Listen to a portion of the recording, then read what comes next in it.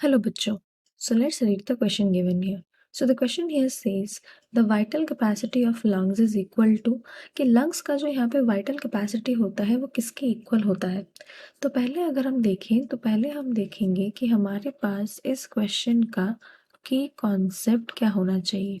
तो इस question का हमारा appropriate की concept क्या होगा ना, vital capacity.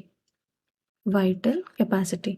तो पहले हम यहाँ पे क्या देखेंगे ना कि ये वाइटल कैपेसिटी का यहाँ पे मीनिंग क्या होता है. तो वाइटल कैपेसिटी का यहाँ पे डायरेक्ट मीनिंग क्या होता है ना, ये था maximum volume of air that can be exhaled following a deep inspiration. कि जो मैक्सिमम वॉल्यूम, यहाँ पे जो मैक्सिमम वॉल्यूम ऑफ एयर हम यहाँ पे क्या कर सकते हैं ना, एक्सहेल कर सकते हैं, मतलब अपने लंग से बाहर निकाल सकते हैं एक डीप इंस्पिरेशन के बाद.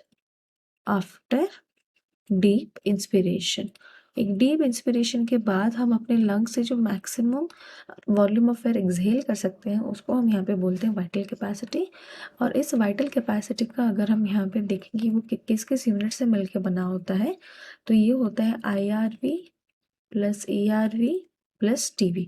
मतलब inspiratory reserve volume, expiratory reserve volume और टाइडल वॉल्यूम.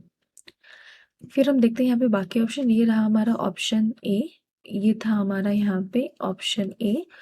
फिर हमको यहाँ पे ऑप्शन बी में क्या गिवन है ना, IRV plus CRV plus TV minus RV.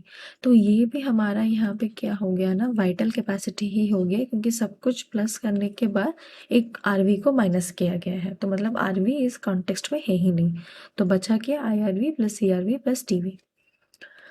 फिर है हमारा थर्ड ऑप्शन में क्या ना, IRV plus CRV plus TV plus RB. तो ये क्या होता है, this is the total lung capacity.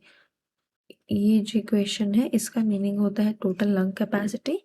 और यहाँ पे अगर हम देखें तो ये टोटल लंग कैपेसिटी हमारा एक्चुअली होता क्या है, ये होता है volume of air in the lungs upon maximum inspiration. कि हमारे लंग्स में कितना वॉल्यूम ऑफ एयर है, लंग्स में कितना वॉल्यूम ऑफ एयर हमारा बचा है after maximum effort of inspiration. एक बहुत ही लंबा सांस लेने के बाद हमारे लंग्स में कितना एयर बचा है, that is refer to the total lung capacity. और फिर हमको यहाँ पे लास्ट में गिवन है IRV प्लस CRV.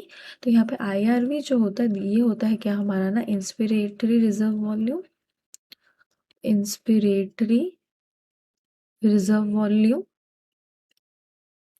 और यहाँ पे ERV क्या होता है ना, expiratory reserve volume, expiratory reserve volume.